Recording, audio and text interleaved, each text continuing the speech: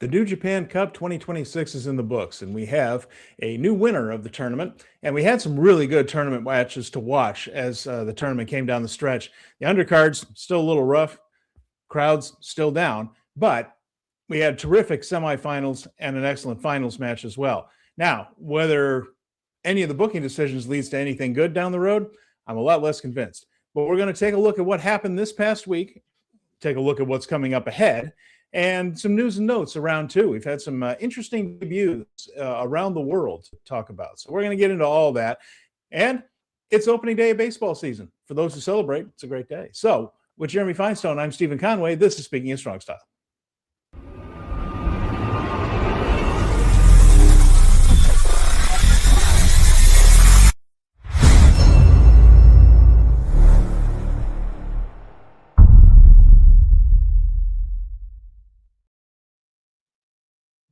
Style, where we discuss the news, issues, and events surrounding New Japan Pro Wrestling. Moki Yobi Days, it's Thursday, ready to go with another edition of our show. I just got done watching the Cubs finish second today. We finished second today.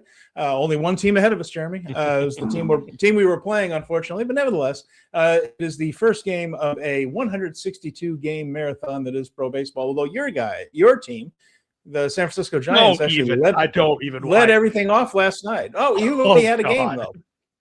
Well, did we have a game or did we have a Netflix advertisement last night? Because I watched that thing and I was just like, I watched the pre-show and it was nice to hear Bongs and, the other guys that were in there. The guy from the Cubs. I blanked on all their names right now.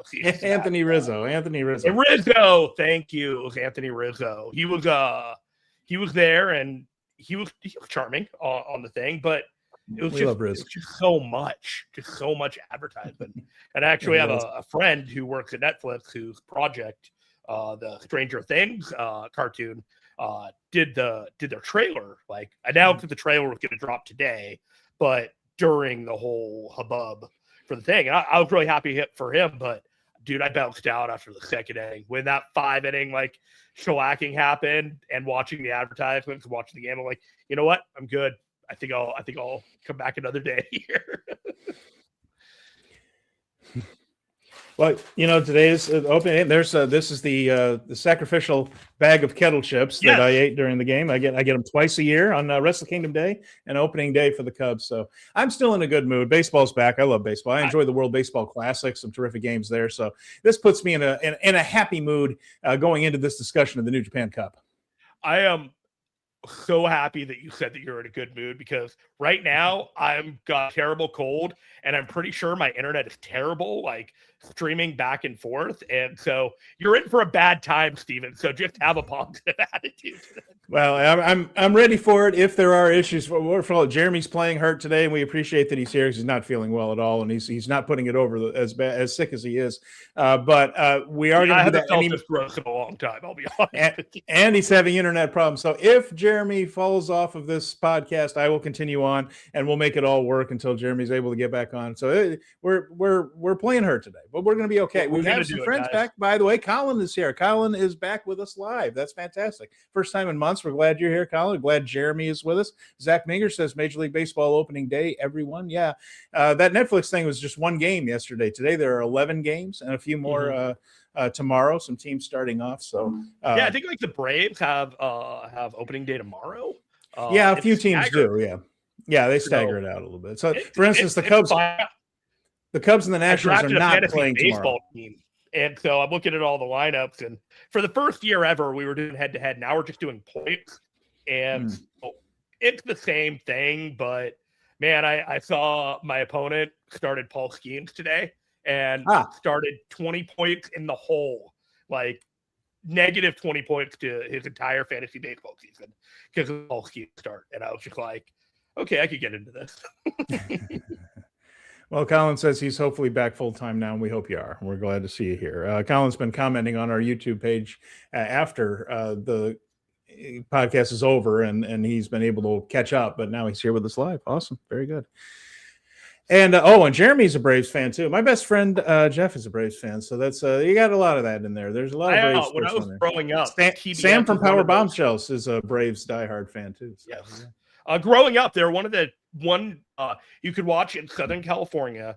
You could watch Dodgers and Angels, obviously, but you'd also get a plethora of Braves and Cubs games because WGN and TBS were nationwide stations. Yeah, they both had a super station to them, and the Mets were on WOR, which was basically a New York-based superstation, but it didn't have the reach on cable networks that far west to see WOR on cable. I guess if I lived another state or two over to the east, I would have seen a lot of Mets games too. But yeah, you're right. TBS, the Braves. I joke with Jeff, and sometimes the Braves were my least favorite team because sometimes they would preempt wrestling on TBS on Saturday. I remember this. I did not make me happy. Some type of wrestling, and all of a sudden it wouldn't be on WCW because they were preempted. Or there would only be like a 35-minute show because there was a 6:30 game or something like that. It was it's not always easy, but there you go. We still managed. I'm going to mess with my internet real quick. You just hold down the fort for a second, and I'll be back in a second. All right. So as we went into this week, we had the semifinals were set when last we talked here on the show. They were headed off to Niigata, and they did 2 shows in Niigata. We're going to get into how those went. We left on the optimistic note that we were going to get some better matches. And like I said, the first couple rounds of this tournament were pretty rough. But we thought that there was a Final Four that really couldn't miss, and thankfully they didn't. And I see that Jeremy's here, and you're a little clearer now. So that was the wrong Wi-Fi to be on, man. I was told to be on that Wi-Fi when I do this show, and I'm like, yeah, this isn't working. I was about to hotspot my phone and stream. And all right, the internet from my phone to stream the show because I can hotspot to my Mac and all that. It's technology. So we're going to go into this cup. Is there anything else you wanted to cover before we start talking NJ Cup with the semifinals we saw on Friday last week? I mean, just overall thoughts on the cup, or just are we? No, I mean, is there anything else you want to cover before we dive into the end of the tournament? No, I'm good. All right. The undercard was worthless, as they all have been on this tour. There was really nothing interesting about it. There were a couple of things. There were a couple of things on Saturday, on finals day, that are worth mentioning. Nothing on Friday. So we got to the semifinals, and the first semifinal match was Oleg Boltin versus Yuya Uemura. And this match went 19 minutes and 27 seconds. And I thought they did an excellent job. Both guys. And Uemura worked Bolton's shoulder. It built nicely. It went into the big moves. Probably at about 15-minute mark is when you start to smell the finish coming. And the big move time was great as these guys tried to get each other with their finishers. All of Bolton's power stuff really worked. Uemura sold it really well. Bolton tried the kamikaze from the second rope like he did with ELP, but Uemura managed to counter it. So they took something they had done early in the tournament and built upon it. Good job. They ended up battling over the deadbolt. He got it, but he didn't get the pin with it. It was kind of a release deadbolt. He didn't just bridge through it. Then he hit aces high twice, the Tanahashi finisher, to beat Oleg Boltin and move on to the finals. It was 19 minutes, 27 seconds. This was a fairly tight match. It went by very quickly, even though it was 20 minutes long. I thought, I can't think of anything I would want to edit out of this one. And Uemura on to the finals, and this was very enjoyable. It was a long trip to get there because you had to sit through some real House of Torture-y kind of crap and the Taguchi stuff, and it was a long journey. But once we got there, Boltin and Uemura delivered. I'm not going to get technical on where it is in the top 5, but I definitely think it was a top 5 of the tournament. Just a really good babyface on babyface match where they both understood the stakes of what it meant to get this opportunity, and they wrestled each other hard for it. That when he tried to go for the hook suplex for the pin, and he got it that time, but it was just too close to the ropes, and it all got broken up. He's like, I can't try that again with this guy. And he went with something different. It was like, I kind of appreciated that he respected Oleg's size and knowing that, like, he only had one shot at that because that was a difficult move to pull off on that guy. Mm-hmm. Yeah, so that's it. Great match. So that set up the other final, and this is the main event of the night. And it was Callum Newman against Shota Umino. And this one went 30 minutes, just barely over 30. 30 minutes and 3 seconds, according to the sites there that keep track of these things. I noticed, Jeremy, there was no Red Shoes Uno as the referee for this one. It was Marty Asami. We didn't see Red Shoes at the semifinals. It was in the semifinal main event. It's snug and deliberate, but in a very good way. They wrestled the match like it was an important match, and they weren't going to hurry. They weren't going to make mistakes and let their opponents get big openings. So I thought it was well worked. Also, the big spot in this match was they had set up a couple of tables on the outside and then moved away from them for a while. So you had Chekhov's tables on the outside. We knew they were coming into play at some point, but the big spot was Newman power bombing Umino from the ring over the top rope all the way through those two tables on the outside. The bump looked great. It was sufficiently long enough after the table set up that you kind of sort of forgot that they were out there, or at least didn't think that's how they were going to go through them. And after that, Jeremy, story of survival for Umino. He barely managed, of course, to climb into the ring to continue the match. They teased the count out. And then after that, it was him just trying to hang on as Newman tried to finish him off. Okay. So we had a long conversation about who should go forward and who should stay. And you were advocating for Callum Newman when I was looking right past him, because I didn't think he was there yet. And I still don't, because he needs the credible victory. Like, he's got to beat Yota Tsuji to convince me that he's at that level, and I just don't think, I don't know. Like, I'm just not convinced on Callum Newman. He is exceptional, but he's not yet at like top main event level to me. I just keep thinking we're hearing the same things people were saying about David Finlay a couple of years ago, and he cruised right through that. I see it. I get it.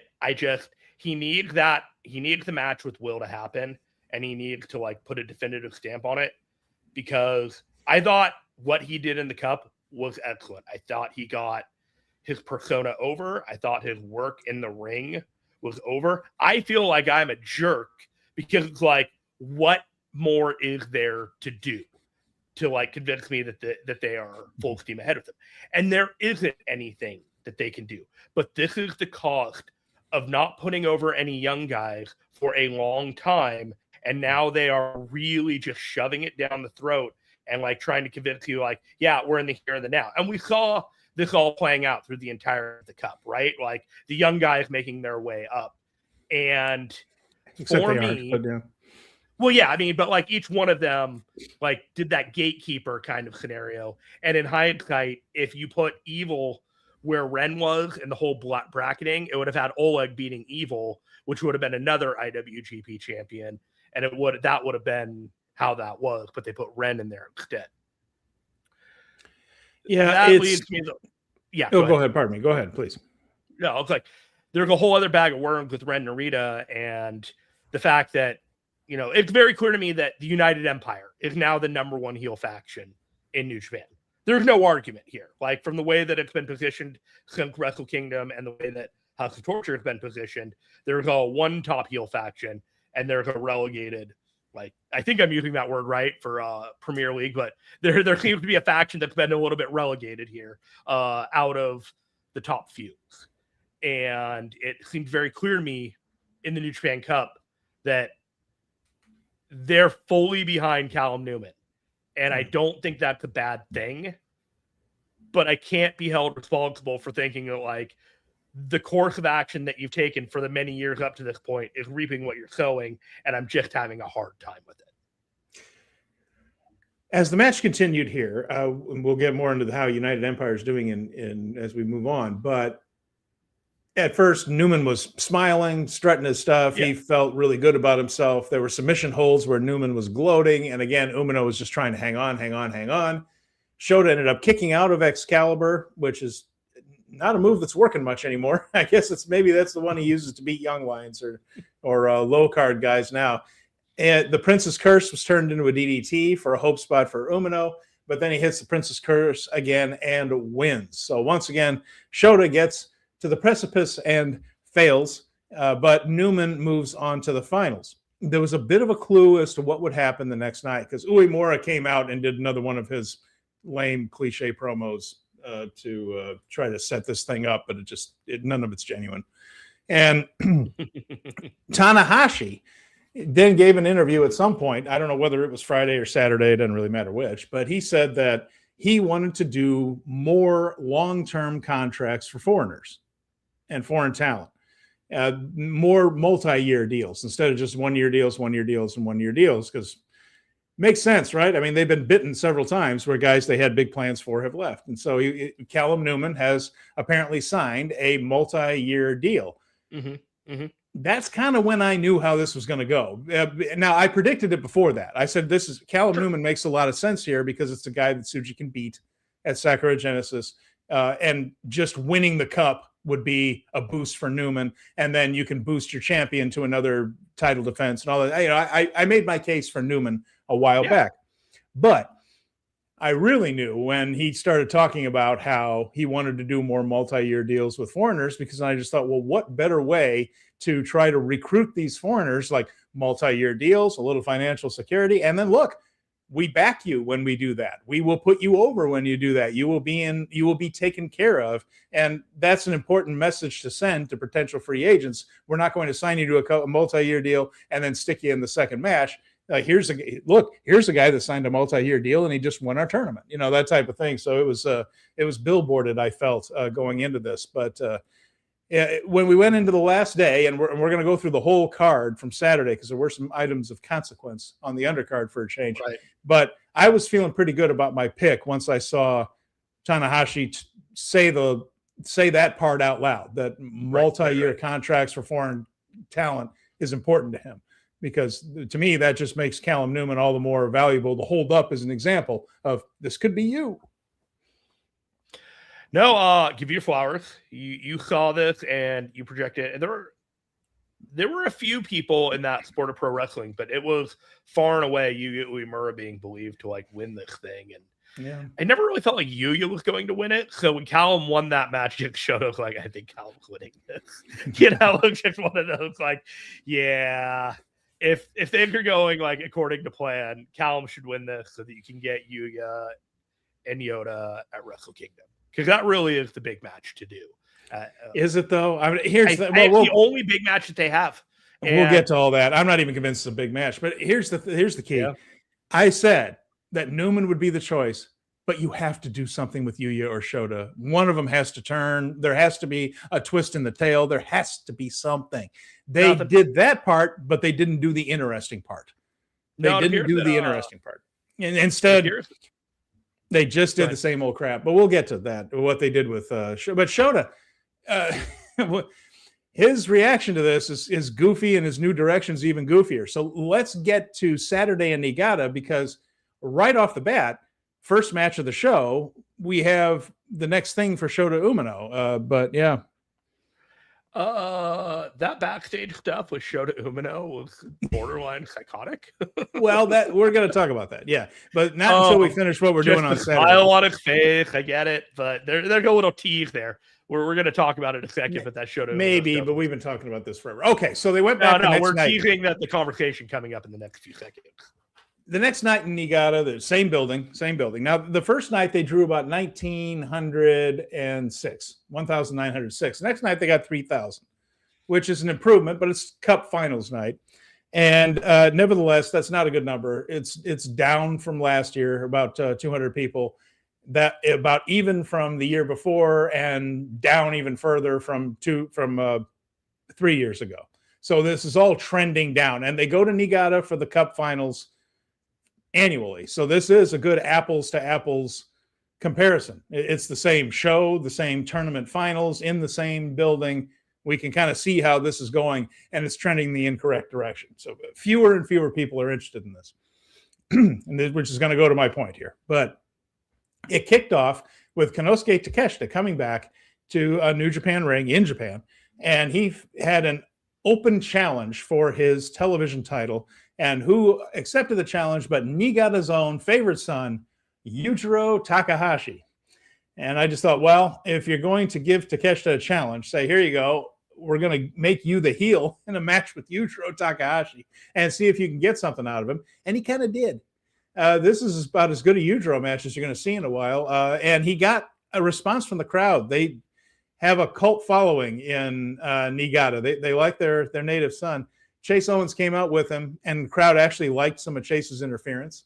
Yujiro got a couple of near falls, but Takeshita kicked out of a pimp juice, hit Raging Fire, and beat him 8 minutes and 10 seconds. It wasn't too long, and Takeshita, I think, actually drug Yujiro to something resembling a passable wrestling match, which, to me, one of Takeshita's biggest accomplishments of 2026 so far early on.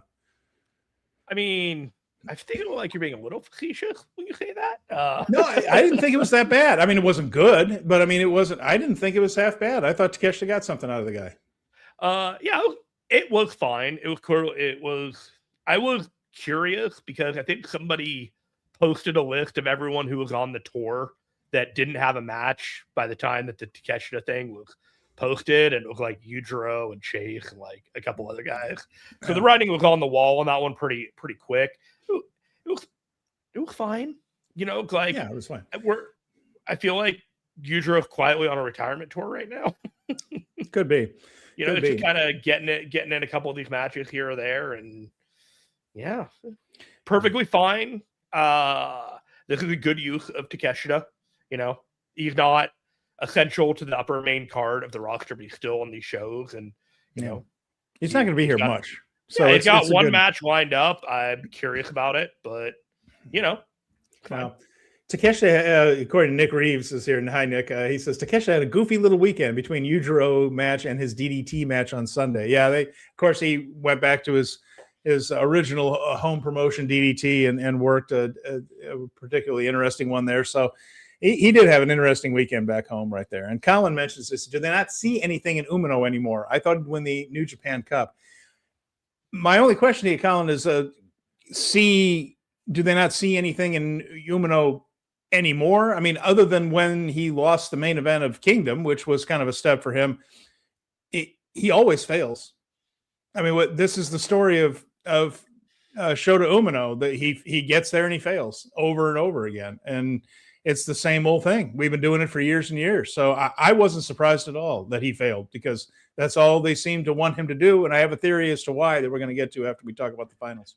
So I was given the impression that Umino was really happy with the work that he did and the reaction from the crowd from this tour. And it felt like it reinvigorated him in some aspect. I don't know if that's necessarily true, but you know, I watched that promo after I had read that, and I was like, oh, I kind of see it, but one really didn't have anything to do with the other. Like, this was literally at a New Japan after party, and people were talking, and you know, Umino just was really, really clear that he felt like he figured some things out. Well, he got a really good reaction at the quarterfinal match. Yeah, it really was. Yeah. The Zack Sabre thing worked, and the crowd seemed to like him. I mentioned it was almost interesting to point out that there were people who were cheering for Zack because he's Zack, and they were not hostile toward Umino. They were just rooting for the other guy, but they weren't booing Shota. And we've heard that before in matches like that. He was getting those chants against Callum too, man. Like, they were chanting for him in that Callum match. He failed again. So after the match with Yujiro, Takeshita got on the microphone and said he needed to avenge a loss, and it was to Shota Umino in the G1. So he wants Shota Umino to challenge him for the television title, which is going to happen.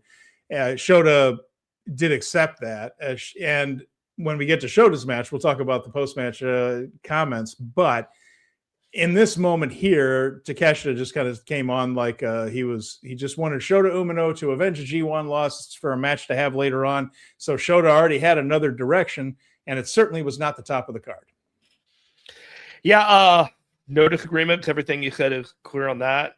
I mean, Shota is in a weird place on the card. Takeshita is in a weird place on the card, but I think it's other people's time to shine at this point of the year. Yeah. I know. All right. So we have a 6-man tag match after this. I know you do. Interesting tag team here. This was Taichi and El Desperado teaming up on. Now they've helped each other in the past, but for the first time since 2020, Desperado and Taichi were on the same side of a multi-person tag match. That was back in the Suzuki-gun days. Did I interrupt you with something about this match real quick? Yes. This match actually had a noteworthy bit of trivia, because if you see, this was the new Lion Mark announcement for when there was an injury. The black and white lion mark is gone, Steven, because Satoshi Kojima was originally the partner in this match for Desperado and Taichi, but he was injured, and so Masatori Yasuda was the participant. I apologize for interrupting, but I felt like that was worth the moment. No, well, of course, they've been kayfabing us with some of the black and white lion marks in the past, so maybe they just decided to retire it. Remember, sometimes they lied about Goto and Shingo being hurt when they were just taking some time off. They were a little cheeky with those. just a reminder. This is all this stuff that's presented to us is there's a kayfabe element to all of it. Yep. So anyway, this is the first time since 2020 they were on the same team. They teamed up with Yasuda and they faced the Goto Revolutionary Army. That's Goto, Matsumoto, and Yoshihashi. So just under 9 minutes here. Nothing much to it. Matsumoto is doing well. He's adding some more moves to his arsenal. It's always a good sign that they're letting him do a few more things. Pinche Loco for the finish. And afterwards, Taichi discussed with Desperado going after the trios title someday. So, but who knows? Sometimes you say stuff like that when you don't have any other direction. You're trying to manifest your direction. Yeah. So we'll keep an eye. We'll keep an eye out for that. Of course, as we know, New Japan, again, devoid of any original thoughts, has just put House of Torture as a challenging team for the trios titles. God forbid we do anything interesting. So what's up? Spread our wings, baby. Just spread your wings and fly. But no, you're going to stay on the ground. Out of ideas. So, yeah. I mean, Desperado, Taichi, and Kojima, when Kojima's healthy, I would rather see that than some set of House of Torture guys do it. Sure. It's fun. It's just Kojima's here until he's gone. You know what I mean? Like, he's still got obligations in MLW. He's got to go back on the 12 for them and do that. So, you know, I know the 6-man titles aren't exactly the most important belts in the world, but who knows? Who knows? I do like your idea, though. They can be a really good match if you put two good teams into them. So, I mean, they can be more than what they have been with House of Torture. The issue is those title matches are bad because they have House of Torture in them, doing all the House of Torture spiel that we're all tired of. And so they could be good matches, like we saw with TMDK challenging for them and all that. And that against the Goto Revolutionary Army, I enjoyed that, and I would at least like to look forward to it as a wrestling match. And they could do that; they just choose not to.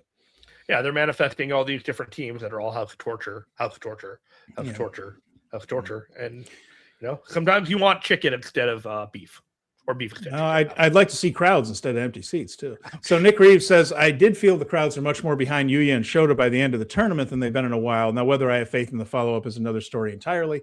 Yeah, and the issue is objectively fewer people are paying to see this. So the ones that are behind them, there are fewer of them than there were not too long ago. And and Colin mentions, I did notice the House of Torture were still running wild, and that's without evil. Boy, there was a lot of House of Torture on this tour. 3 matches a night, and it was rough. It kind of killed a lot of the undercard because it tied up so many good wrestlers in bad matches. I mean, it's not like these matches went long. I think there was one match on the undercard that went more than 10 minutes. Yeah, but I mean, you still want to kind of leave the room or go do chores or something. I get that, but it's like fold laundry. I'd rather watch. You had the opening thing, and there was a bit of a tease there, but there really was like setting up stuff. But there was really one match that was a match. It's match. Sure. And this next one wasn't it. This one was another quickie, 8 minutes, 26 seconds. But Doki, Sho, and Kanemaru defeated Wado, Taguchi, and Yo. Again, just House of Torture match. Doki ended up rolling up Taguchi after Sho hit him with an object. Allegedly supposed to set up the Yo Doki match, but didn't really do anything to further any interest in it. I mean, we're getting the best of the Super Juniors lineups. They're doing a rollout, by the way. It's not going to be one single announcement. They're going to announce 3 a day for several days. 2 or 3 a day from March 28th through April 4th or 5th. But there's 13 names on the poster. Teton broke their foot. He's not going to be in the tournament. Yeah. So you got about 7 people in there. I would assume Dragon Dia, some of those names that we were talking about last week. Kuakai probably be in there. Kukai's almost certainly there, yeah. If Robbie Eagles and Robbie Epps aren't on that poster, I can't remember if they are. They're probably in the tournament. I don't expect a whole lot of surprises. I mean, We Weren't Stiff published in their Discord a list of long-term contracts and people that were signed. And, we mentioned the Dragon Dia was in last week, and Fuminori Abe and Kukai. And so I'll take a look at this list and see if there's anybody in there that, we'll get to that list later on after we get through the show, but I don't see Yo winning this tournament right before the Best of the Super Juniors, or winning this title right before the Best of the Super Juniors. Yeah, I agree with you. I think Doki's going to go into the tournament. It's all time passing, and then you anoint a guy, and then this guy's like, I beat all these guys to get to you, Doki. And Doki's like, oh gosh, it's like, you aren't worth my time. And then he'll lose to Doki a month later, and we'll all be angry going into the G1. All right. Well, it's Fujita, and then Fujita and Akira challenge each other at Wrestle Kingdom, which I would 1,000% be here for. Yeah, that'd be fun. Okay. So after that, we had Great Okada and Hanare facing Shota Umino and Tomoaki Hanma. This is a full Nelson by Hanare on Honma for the submission. There were really no hints about Umino at all in this one, what his attitude was like, other than he just had another match that he was on the losing side of. Takeshita was on commentary. Umino stared him down. And then afterwards, he gave a promo, he being Umino, and he was smiling and almost chuckling and saying, I'm not going to be gloomy Umino anymore. I'm going to be cheerful. And he kind of laughed and smiled his way through the promo, which made you feel like, okay, he's officially losing his mind a little bit here. It's another attempt at a direction, perhaps, after he went through a couple of months where he just said, I'm not going to talk anymore because I've talked in the past and then I failed. And then, so he stopped doing that, and then he failed again. So I guess he doesn't know what else to do. And this is just, I don't know if they're setting something up. At this point, I'm losing faith that they have anything in mind for Shota other than just being a guy who almost gets it and doesn't. Yeah, I don't know what they got planned with him. He seems to be okay with where he's at right now, and sure, fine. Yeah, I mean, what's he going to do? Go to Noah? Go to All Japan? There's nowhere else to go. He's not going anywhere. It's he's not going anywhere. They all bleed New Japan, man. They're not going. They're all invested into the long term on this, and the other companies either can't or won't afford them. A whole lot of favors. Yeah, I mean, All Japan probably can't afford them, and Noah probably doesn't want to pay him. And I don't mean that as an insult to him, but they don't pay huge money for guys that much. Even Naito himself, who's probably the biggest name star they have, only comes in once in a while, and that's to control costs, I'm sure. And so it's there you are with these guys. You're in New Japan. There isn't another men's promotion that's really hitting right now. So it's Gabe Kidd, it's Andrade, and it's Will Ospreay as these foreign talents that could come in and tip the needle right now. And I should, I shouldn't say that. It's not that All Japan and Noah are down. They're not. New Japan is the only company that's really down consistently. Yeah. But they're not showing growth.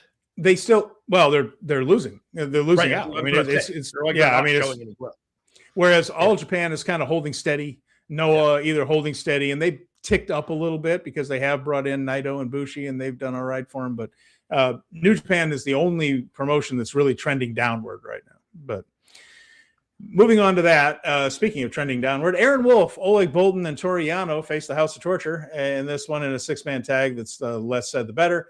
Submission win for Wolf over Dick Togo. There was some power move stuff, but it meant nothing. And afterwards, I think you missed one. Maybe I missed one, but let me cover this one because I did, yeah. But in this one here, the post-match interviews, the only thing Aaron Wolf talked about was the trailer for the new Spider-Man movie. So he is part of me that I loved that he was a nerd, but this was not the place and this was not the time. And it shows you that he is as utterly clueless about his direction as we are. or he would have said something about it. He doesn't know what he's doing next either. So I'm going to be a hero because great power has great responsibility, and I understand. And I learned that lesson, and I watched the new Spider-Man trailer, and I'm really hyped. I watched Marvel since I was a teenager, and I'm just like, what is happening here? Like, I am into it on a level that I should not be into it when I'm watching this and analyzing it for a podcast, because it spoke to me on a nerd level, but it should not speak to me on that level. Like, I understand that was like nerd code, and that was not the time and place for nerd code. Okay, the match I did miss, by the way, was a 6-man tag, which was United Empire of Francesco Akira, Jacob Austin Young, and Jake Lee against Drilla Maloney, Shingo Takagi, and Taiji Ishimori. This was actually a pretty decent match. It had some good energy to it. Akira was moving, as was Ishimori. Akira tapped out Ishimori just to build up that junior tag title match. That could end up being the best match on that show, although I think Newman and Tsuji that's the junior heavyweight night. It probably will be. Yeah. It will be the best match on that show. So that tag could be pretty all right. Yeah, it's going to be terrific. Yeah, and it is at Korakuen Hall, so it's not on the Sakura Genesis card. So, all right, I mentioned the 6-man after that. Then we had an 8-man tag, and this one was good. This was Hartley Jackson, Kosei Fujita, Ryohei Oiwa, and Zack Sabre Jr., TMDK, against more of the Unbound company. This time it's Oscar, Yota Tsuji, Yudo Ice, and Daiki Nagai. No one in this match is lazy, so this one was a lot of fun to watch, even though it was only 8 minutes, 44 seconds. Yudo Ice picked a fight with Oiwa again. Fujita won the match by beating the young lion Nagai. And afterwards, Ice got in Oiwa's face, and Oiwa contrasted Ice's street fighting style with himself, saying, I'm a wrestler. I don't want to fight. I want to wrestle, but I do want to take those tag team titles from you.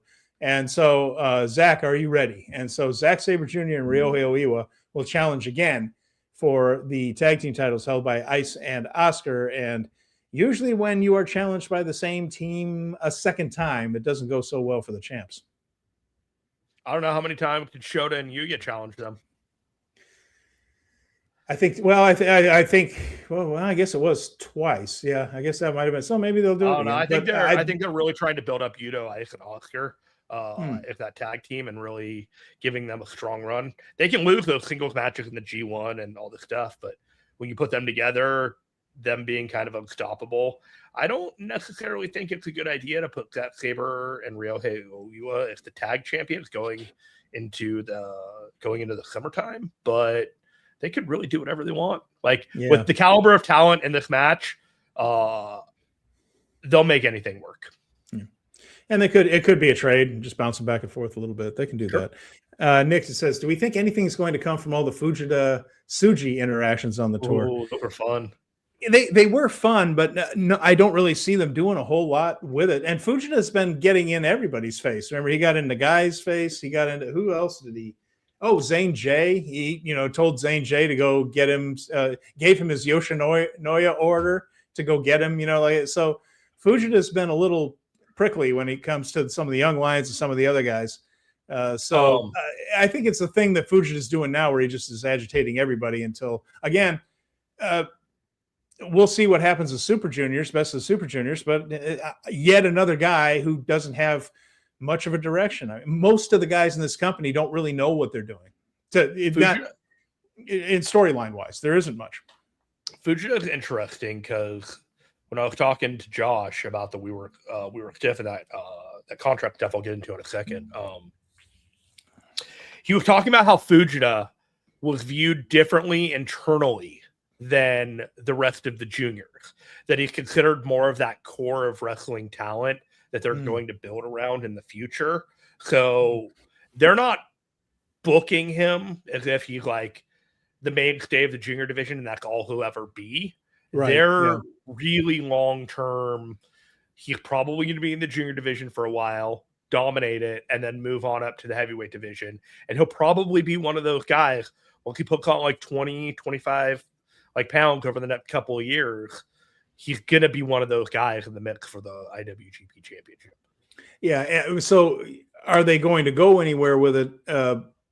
Not now. I mean, he could win the best of the Super Juniors easily.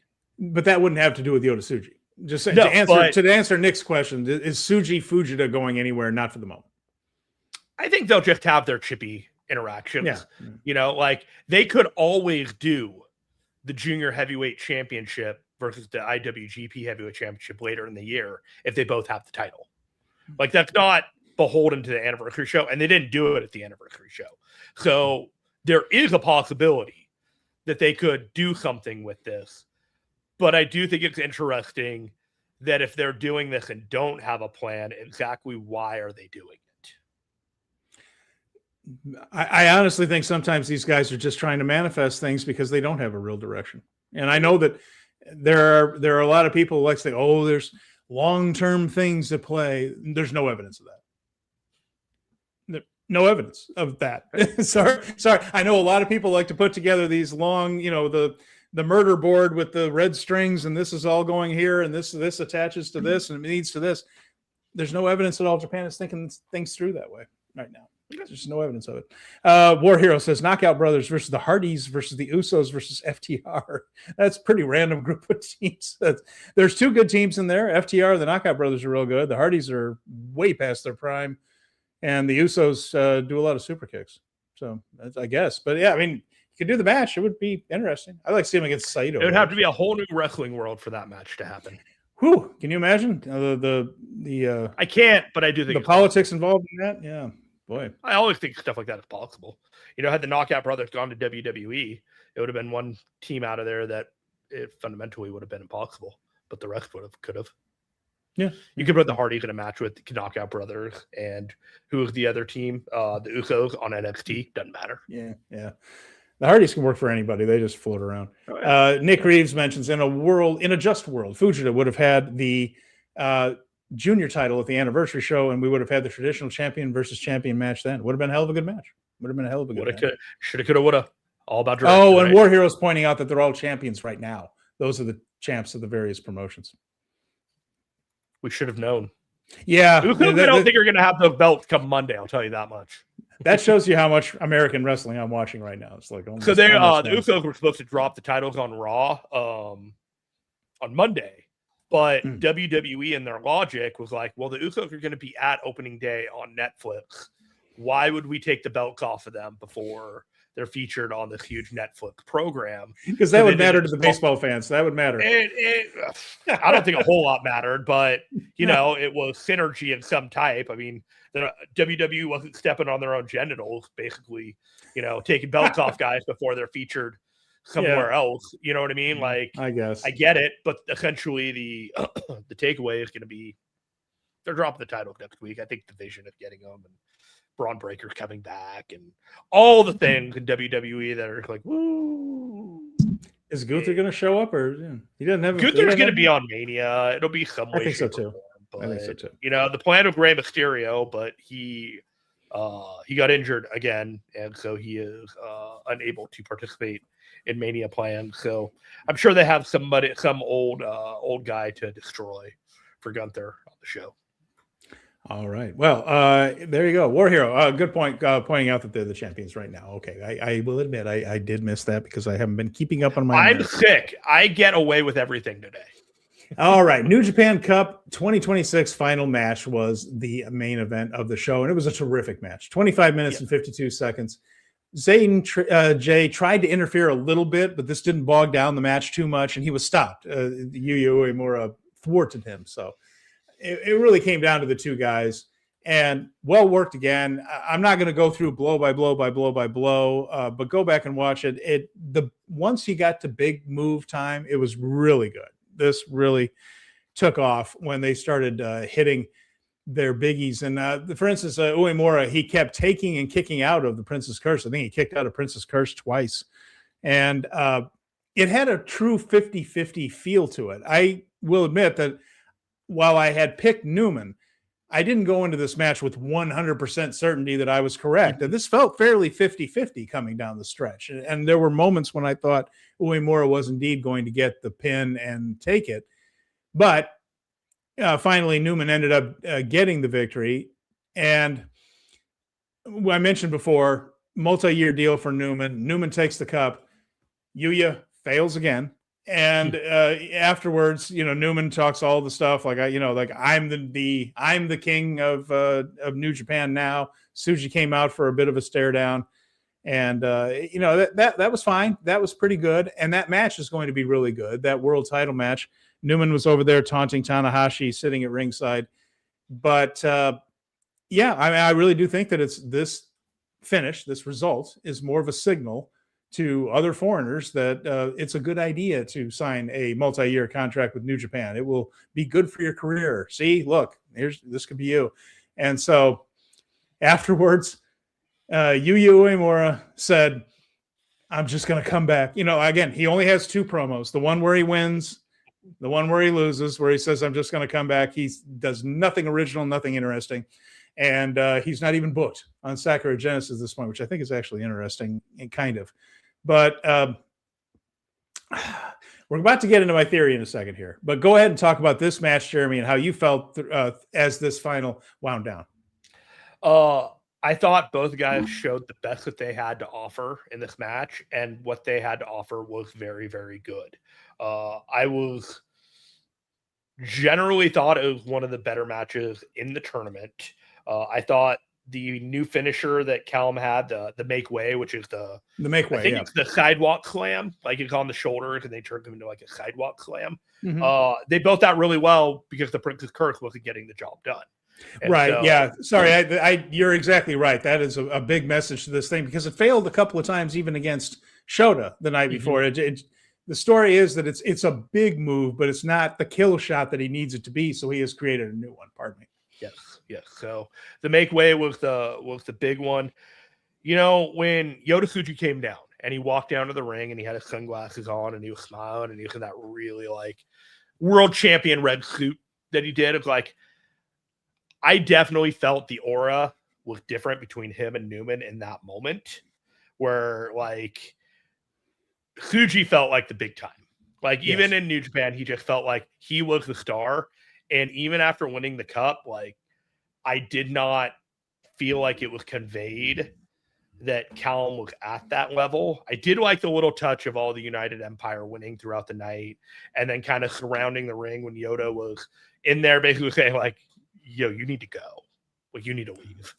And he did, and he just walked out and he waved. And it was just like, I don't know if it was necessary because I don't know if it really made Callum look as strong as he could going into it, but they also have a few weeks to, they did the press conference, and I thought the press conference was fine.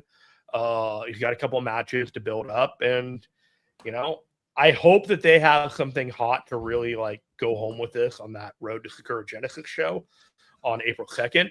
Yeah. But if it doesn't, and they just have a good match isn't going to get these people in the door for these two. No, I think that's true. I think there's more to it. And this goes into what I was talking about here, Jeremy. I was kicking this around like, man, another time when Shota fails, another time when Yuya gets there and fails, another time with a crowd that's smaller than it's been the last few years, and they just fail in front of them again. So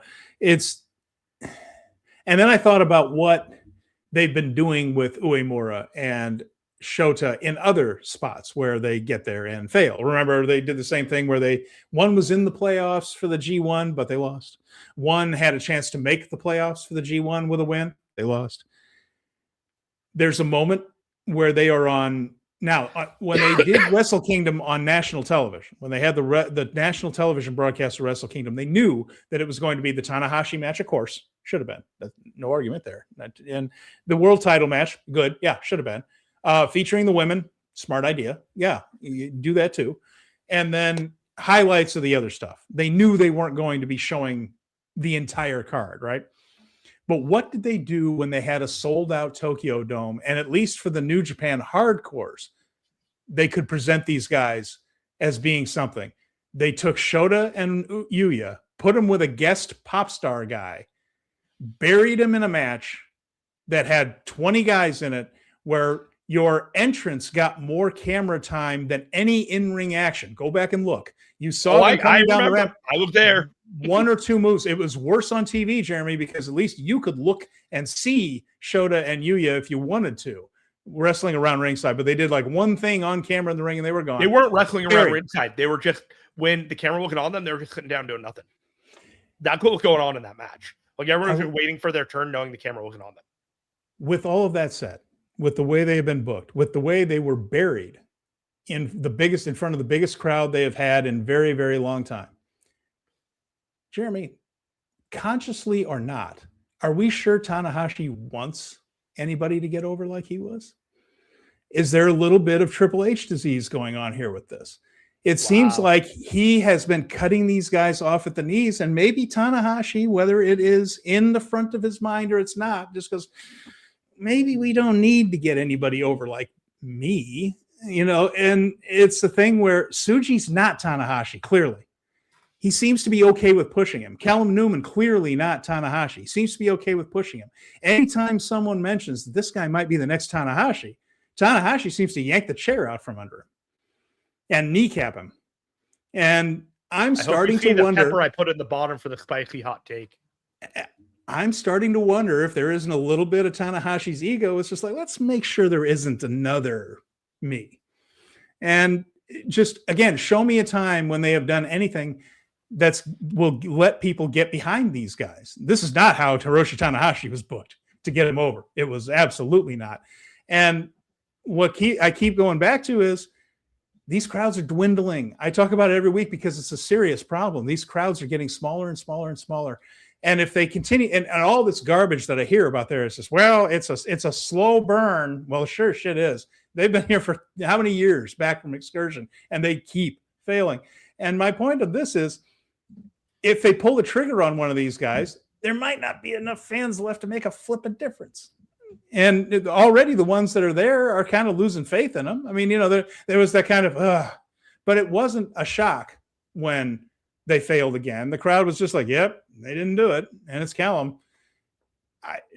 Just my thought on that, especially when I thought about Wrestle Kingdom, because there was a chance to put them in front of 45,000 people and at least make them look good. And they did nothing. Just buried them in that show. Like, went out of their way to make sure that Shota and then made him the second and third most interesting people on the team because they hyped up the pop star guy. I mean, you could not have tried harder to bury these two. And then with all the failures, just saying, maybe there's a little bit of Hiroshi Tanahashi that doesn't want there to be another Hiroshi Tanahashi. I hope you appreciated the new banner I created of the spicy hot take for you right there. I'm just saying, we said when Dave Meltzer joined us talking about Tanahashi's retirement, right? We said that he needs to do something very different in 2026 or else his presidency is going to be seen as a disaster. That's where we're headed. It is not going well right now. I agree with you. Do I think that he's doing this on purpose and holding people back? Maybe he's doing it subconsciously, but I don't think that he's doing it overtly. I believe that this dude loves pro wrestling. He loves New Japan, and he wants what's best for it, but he may not be what's best for it. Yeah. Yeah. And I do wonder if there's just a little bit of his ego that's like, let's make sure that these guys don't quite become me. I've seen really not an indication of that to that level, but I'm not going to discount it. You know what I mean? Yeah. Like, you really can't at this point. It's like, I think I know where they're going, and where they're going seems generally like the right direction with like the long-term booking, just from, if they can get to this destination. I know you don't really feel like it, but it's like, you got to build this step by step. And but come on. I hear you. And it's going to get to me too late. Should Yuya have won the cup and then win the G1? Maybe. Like, should Shota have won the cup and then Yuya win the G1? Should Yuya have won the cup and then Shota win the G1?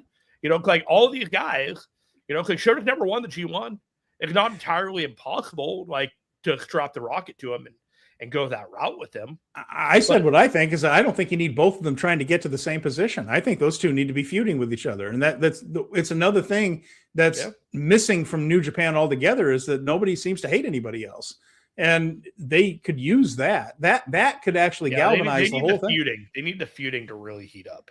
And right now it's just two guys doing the exact same thing, failing and then saying, next time I won't fail, until they fail again. And the crowd is just heading to the same destination, but for whatever reason they don't see themselves in a race with each other.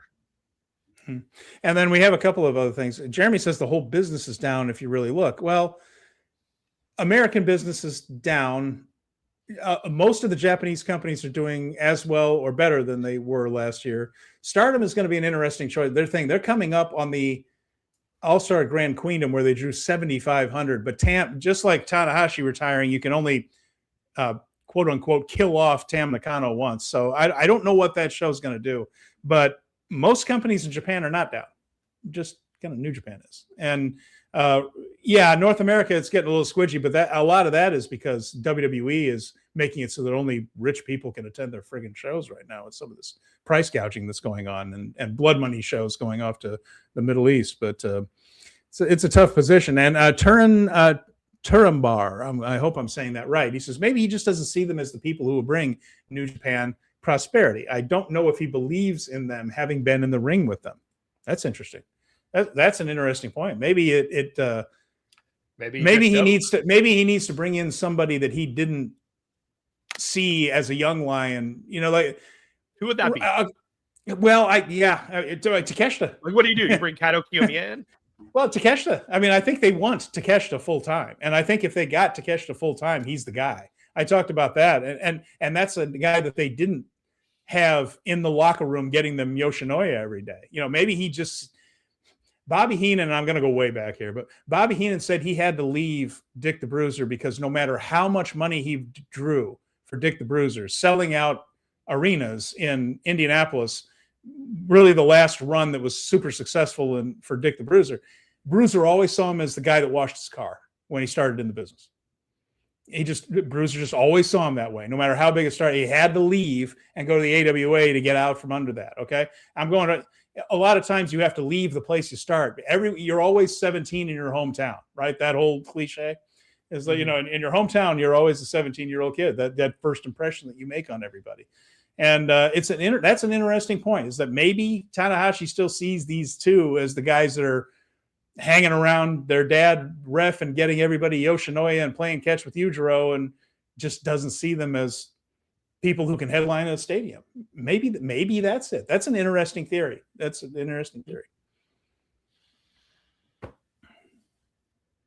Well, anything from you on that one, Jeremy? I'm sorry, I just went off on that. No, that's intriguing. It's possible. Like, it's all speculative at this point. It really is. And I think, we're going to the G1 in Chicago. I think the G1 is going to be really good this year. I think the best of the Super Juniors is going to be really good this year. We'll see who's in it. We're going into a month here and then a month after. We're going to have the Dominion card, but once we have Sakura Genesis, there's not a whole lot of the main event scene going on until we get to Dominion, and then we're going into the G1. So I wish that there was more to chew on with Yuya and Shota going into this part of the year. But I think that's the part that's most frustrating to me, is that they're both losers. They're both guys on the card. They may feel better about their prospects going forward if they both turned a corner or something. But now we're going to have to wait a considerable amount of time to really see that play out. And, that Sakura Genesis card has Takeshita and Shota Umino on it. That's to me a 15-minute draw, in all honesty. I can't see Takeshita beating him in under 15 minutes, and I really can't see Shota beating him in 15 minutes. And I think it's more one of those matches that's just kind of wet your whistle for more later on. You know what I mean? It doesn't feel like a 15-minute resolve match. Yeah, no, I agree with you that it's in a weird place, because either guy winning in 15 minutes doesn't make a whole lot of sense at all. And it buries the other guy. Yes. Yeah. And they don't need to bury either one of them, although they're always burying one. But speaking of which, by the way, Jeremy is saying, do you think no Bullet Club like faction to push things hurts? A little bit, yeah, but I think they're trying to do something with United Empire. I'm not sure. I think that's what United Empire is. It's the new Bullet Club. I think that's where they're trying to get it to. It's not there yet. And yeah, I do think not having an established just top heel group is there's just not a lot of contrast right now. And USVA guy has something interesting here. He says the company, The company only truly believes in one person. Every single one of these guys has done something stupid that has hurt the company in some form. Okay, well, that's fair enough too. We've heard the rumors, but Nick Reeves says Tanahashi. Good to see you.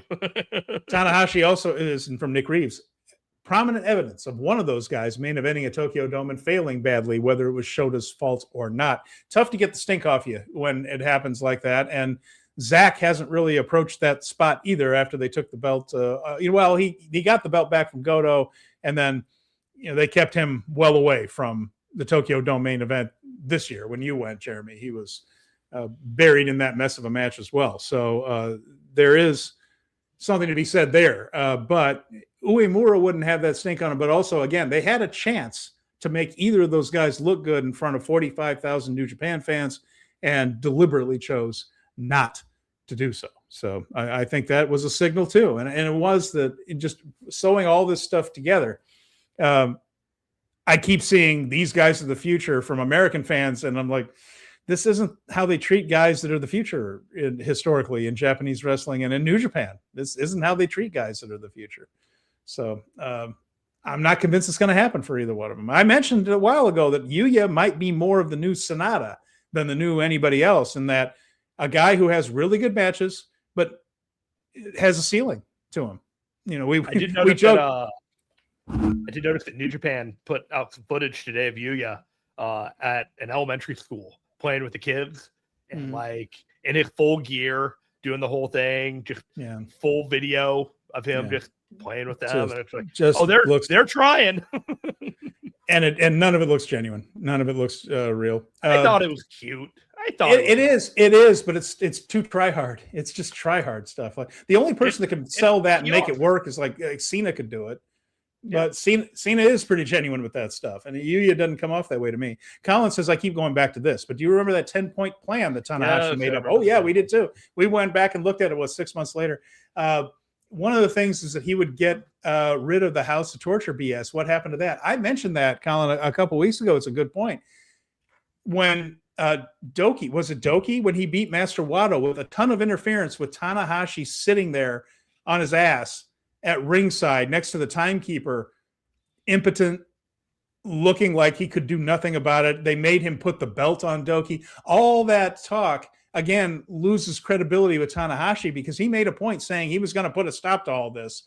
And there he just sat there with his thumb up his ass, watching all of it happen, and then put the belt around Doki's waist. Can you look weaker? Can you make yourself look like a bigger dip than Tanahashi made himself look at that point? I mean, he's not good at this so far. He's not good at this so far. And, oh, God, War Hero is just trolling me now. Hangman can save the company with his return.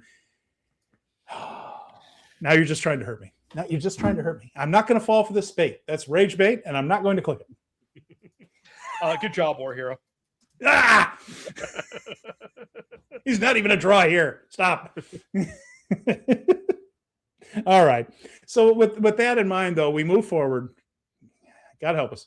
We're headed toward Road to Sakura Genesis. Now, only some of these Road 2 shows are going to be on NJPW World. It's not the full complement. Some of these are just going to be flat-out house shows. On Saturday, right?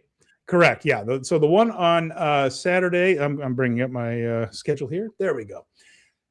Saturday, March 28th, in Ibaraki will be on NJPW World. Kushida is back, and he will face the newest young lion, Taisei Nakahara. And after that, it's just a preview match house show, really, is what's going on in Ibaraki. Sunday and Monday, they will be in Shizuoka, but as of right now, not listed on NJPW World. They'll also be in Nagano on Wednesday, April 1st, and the first show on scheduled because they have added things in the past, but scheduled to be on NJPW World is next Thursday. So when we come back here, we'll have this show, the Korakuen Hall show. This one's definitely going to be on NJPW World because it is the junior heavyweight title night, and that is the one where we will see Doki face Yo in the main event for the junior heavyweight title. We will also see Robbie X and Taiji Ishimori in what will almost certainly be the best match of the night, facing Jacob Austin Young and Francesco Akira. And the rest is, Callum Newman and company against Suji and company. You'll see Ice, Oscar, and Ghetto against Sabre, Oiwa, and Hartley you get the idea. The undercard stuff is setting up future matches. And they do have Yuya Uemura listed for this one, but I'm going to double check Sakura Genesis again right now. I don't believe Yuya Uemura is currently on the Sumo Hall. There are only 4 matches for Sakura Genesis at this point. There are a few. There are more now. Oh, okay. There are more now. I'm going to read them off.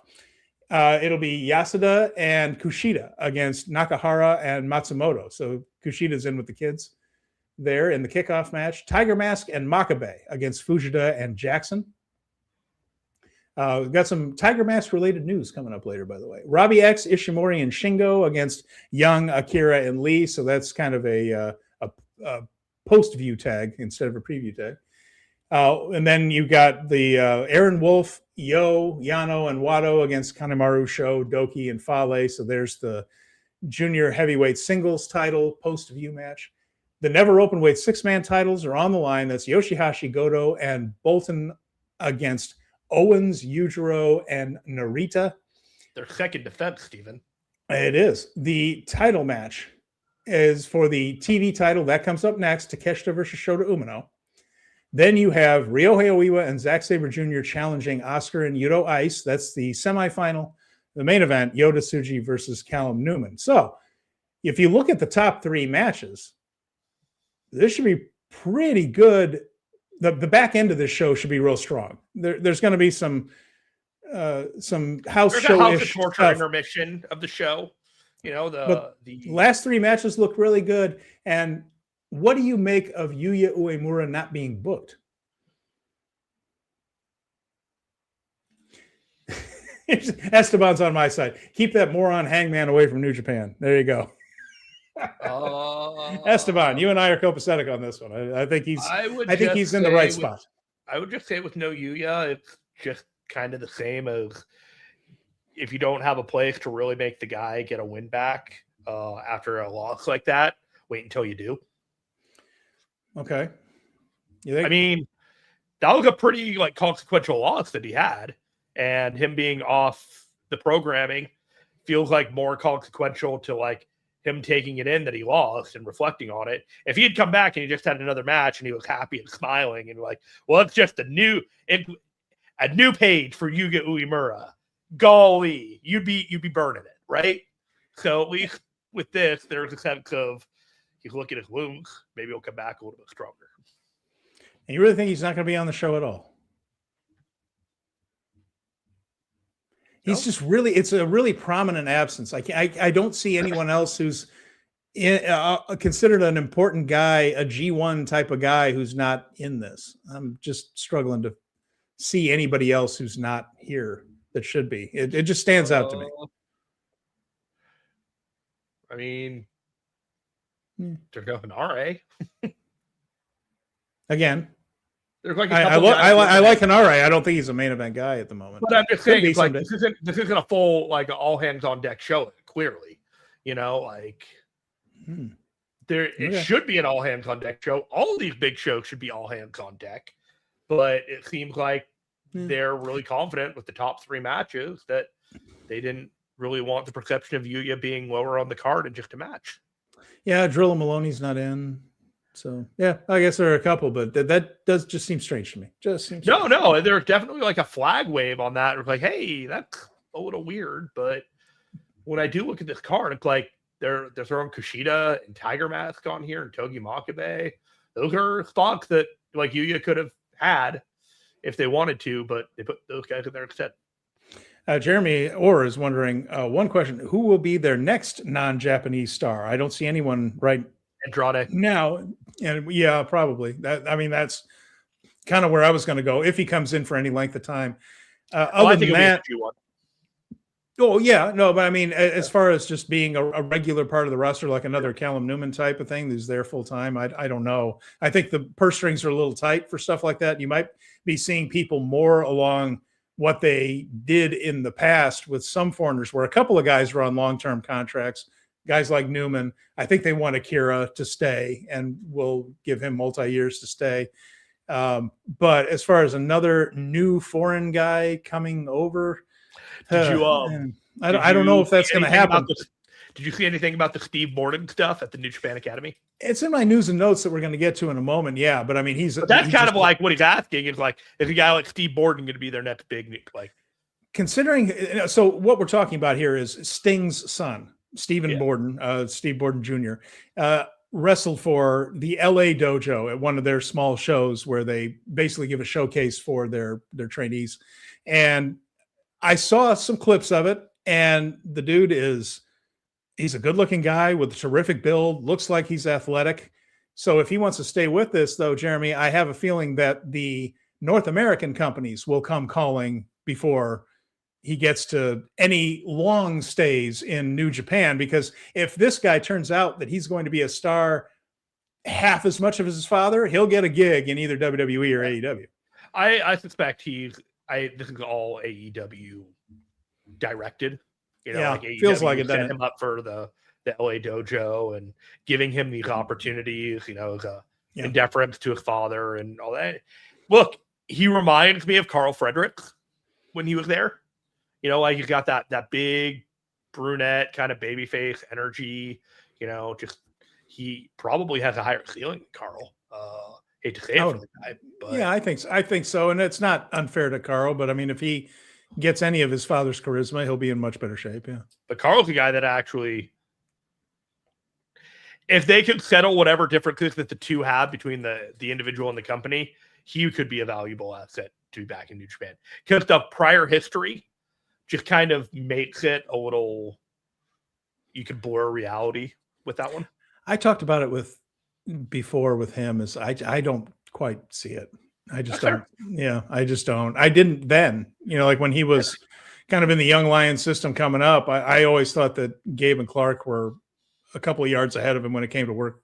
I don't disagree with that, but given that they are frugal with the budget, yeah, it wouldn't hurt to kick the tires on a guy who, if they were willing to spend just a little bit of money to see if it could work out. You know what I mean? Like, he's probably not going to be that expensive.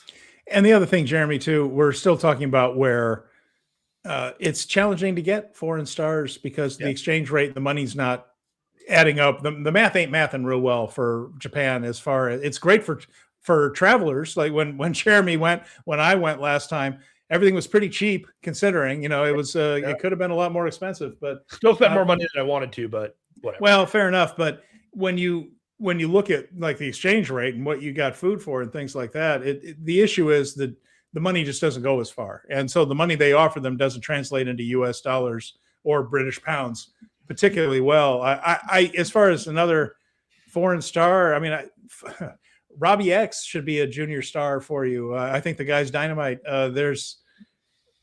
They have some guys that they could do more with than they've been doing. And I think maybe start there. Yeah. So I think it's probably a good place to talk about, like, we're looking for domestic stars. Who have they signed? Yeah. You know, this is going to be an important factor too. So I was talking to Josh from We Work Stiff, who did all the legwork on this, and I want to give him full credit on this. So go check out his podcast. Go check out their Discord. They are very, very thoughtful individuals, and he forwarded me this list. So a semblance of one-year deals are Gabe Kidd, Drilla Maloney, ELP, and Takeshita. So these are one-year deals. These are one-year deals. And then what may end up being 3-year deals, but it was not quite confirmed. It was more in the window of it's more than 2 and it's less than 5. But it wasn't like specifically 3 years. But 3 years seems like what they are going with them, these guys. There's 12 guys, 12 names that I have.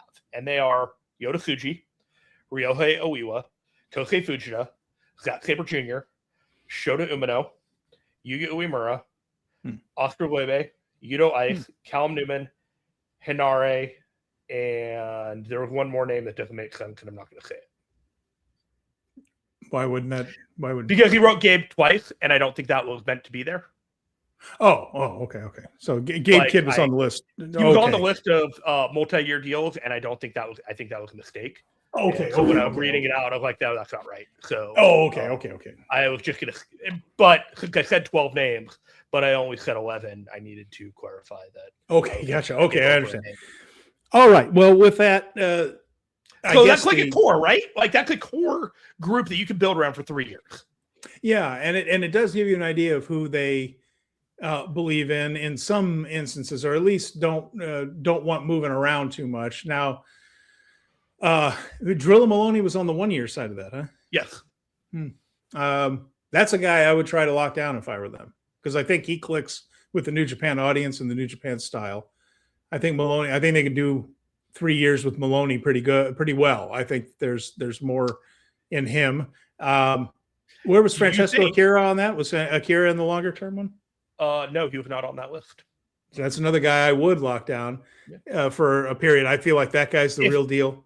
If Drilla had a 3-year deal, would you put him in the Callum spot? I would make him a rival to Callum. I mean, I would as a babyface. Yeah, I think it works with Unbound Company. He and Shingo. I think people are into that right now, and so I think he could be a guy who battles Callum toward the top there. I mean, if you have a foreign guy, he could be the foreign guy, and not the only, but a foreign guy in Unbound Company.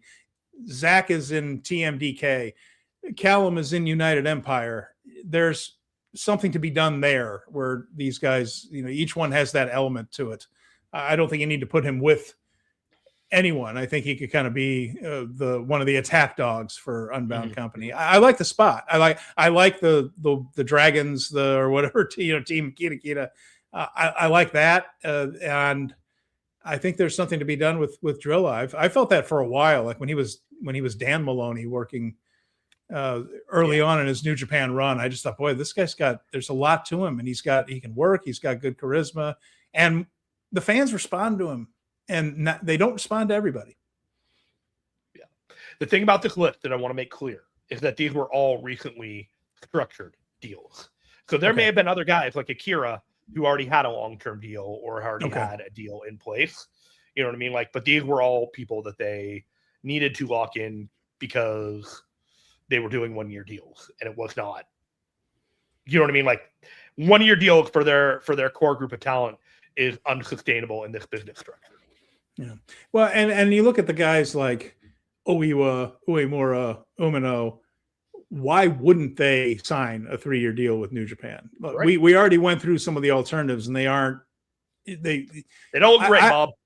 Yeah, and I mentioned that that All Japan and Noah are either holding steady or growing slightly. They're still a ways behind.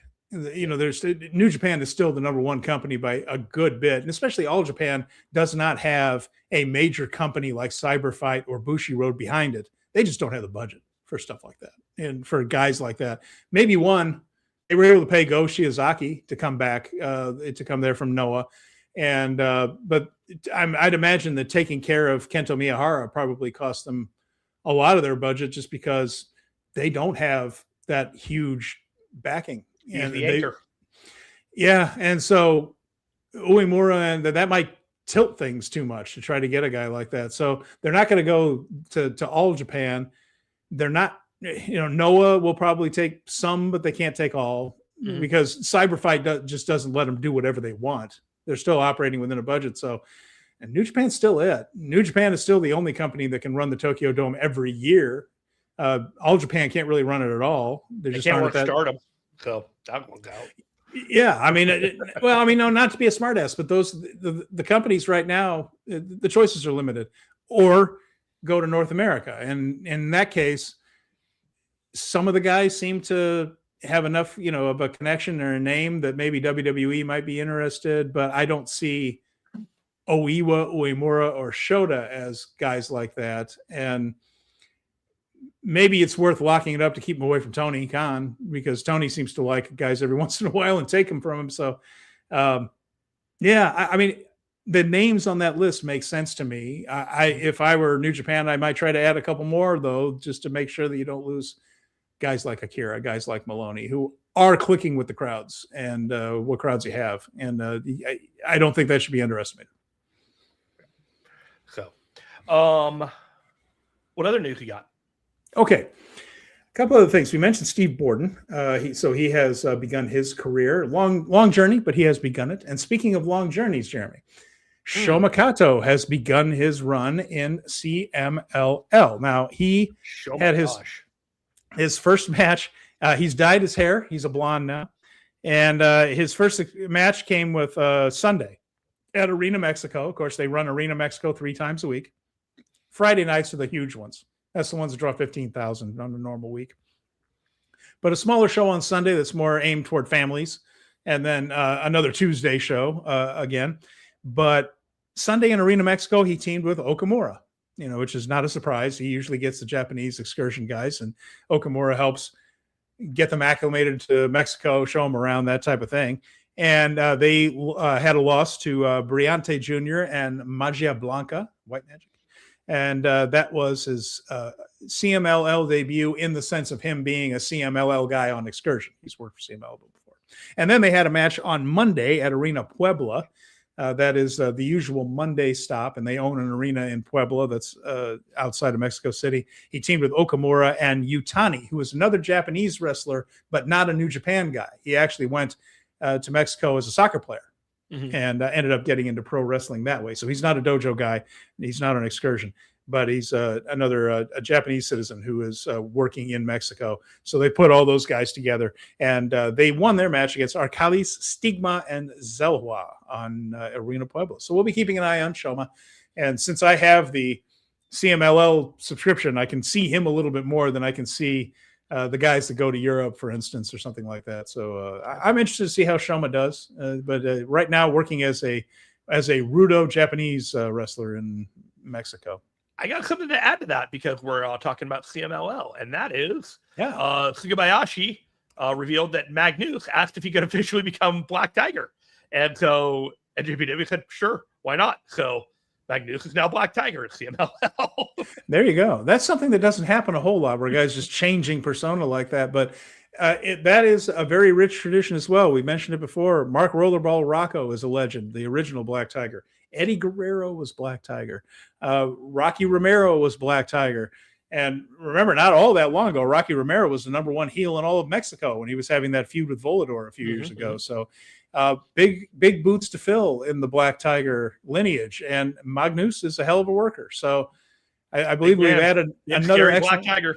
Another excellent wrestler to the Black Tiger lineage. And and very cool. Yeah, so I guess we'll be seeing Magnus as Black Tiger going forward. All right, what other news and notes we got? No, that was the other one I had too. Was Magnus as Black Tiger? I just thought it was interesting because that's not the way they usually do it. They don't. For instance, that was anticlimactic, but cool, whatever.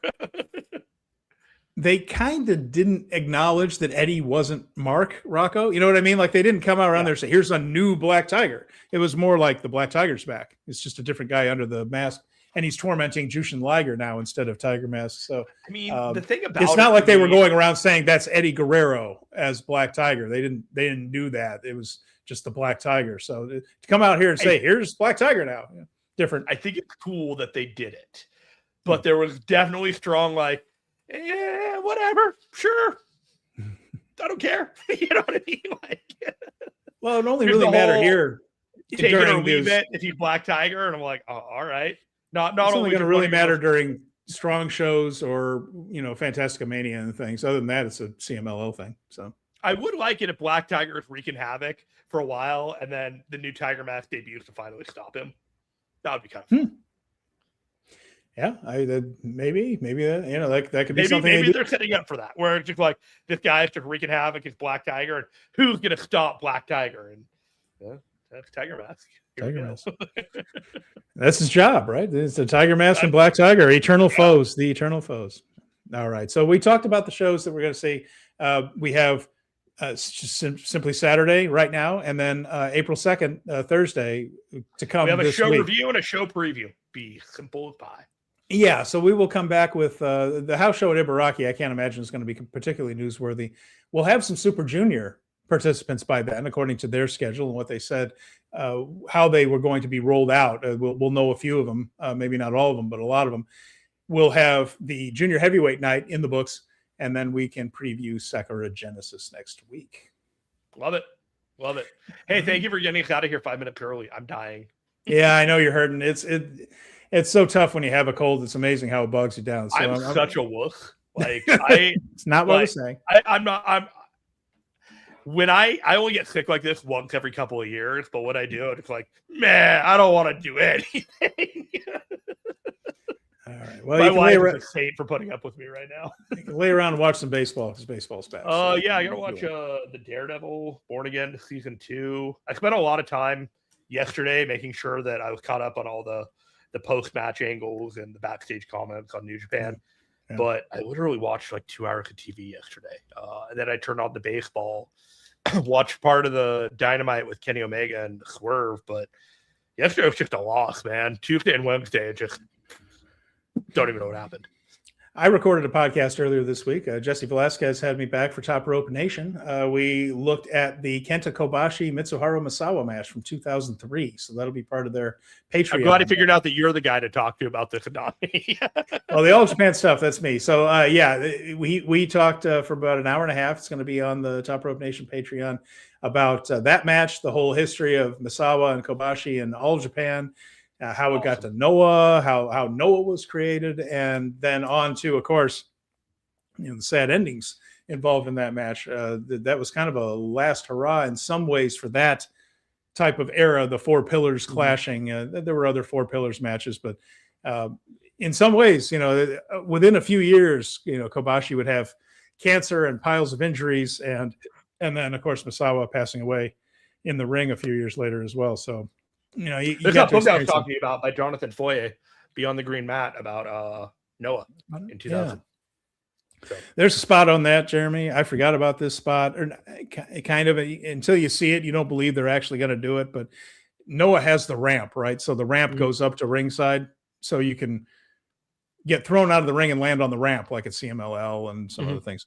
And they ended up fighting on the ramp, and Misawa gives him a friggin' dragon suplex off the ramp to the floor, a dragon suplex. So picture yourself in a full Nelson, suplex off the ramp all the way to the floor. It's a miracle those guys didn't kill each other right there. War Hero, there are no Four Pillars in AEW. The only Four Pillars are in All Japan. This guy just trolls me. They tried to make Four Pillars. I fall for it every time. I fall for War Hero every time. And then Colin's asking, am I keeping up with Stardom? Yes, I am up on Stardom. I'm up on Stardom, and I'm almost back on Marigold. I've been setting my alarm 2 hours early every morning, sacrificing sleep so I can catch up on it. I'm up on All Japan. I'm almost up on Marigold. I'm up on CMLL, and I'm back on Stardom. So it's I'm feeling good. I'm feeling good. One busy weekend's going to kill me dead though. And TJPW. I haven't been able to watch the rest of the Texas tour yet, but maybe I'll get to that. We'll see. But now it's baseball season. I'm losing more time in my day. The pressure of trying to watch all these shows that you yourself have decided you must watch. This is the curse of a completist. When you are a completist, you feel like you need to see everything, and it will drive you insane. I know quite a few of them in this wrestling business. Yeah, and trying to keep up is a little bit like trying to take that close-up picture of the horizon. You know how the photographer went mad trying to take the close-up picture of the horizon. It's a little bit how I feel sometimes it feels like every time I watch a show, 2 more fall in to queue behind it. So I'm doing my best.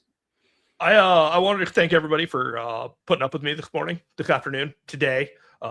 Dying over here, but we did it. We had a conversation.